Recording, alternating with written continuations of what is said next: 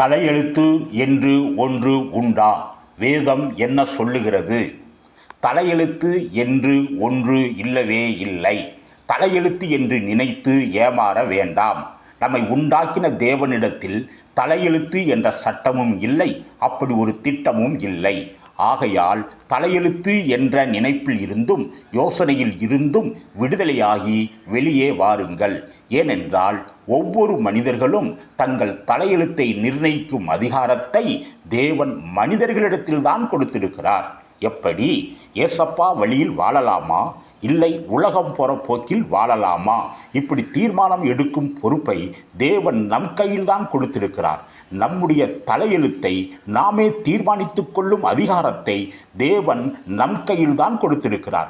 தேவன் நாம் சுதந்திரமாக முடிவெடுக்க, நம்முடைய வாழ்க்கையை நாமே தீர்மானித்து கொள்ள அதிகாரத்தை நம் கையில்தான் கொடுத்திருக்கிறார்.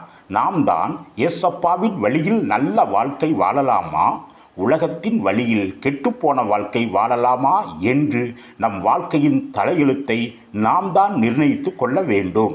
நாம் இந்த உலகத்தில் எப்படி வாழ்ந்தோம் என்பதை ஆராய்ந்து நமக்கு நரகமா அல்லது பரலோகமா என்று தீர்ப்பு செய்யும் அதிகாரம் மட்டுமே தேவனிடத்தில் உள்ளது. கர்த்தர் உங்களை ஆசீர்வதிப்பாராக.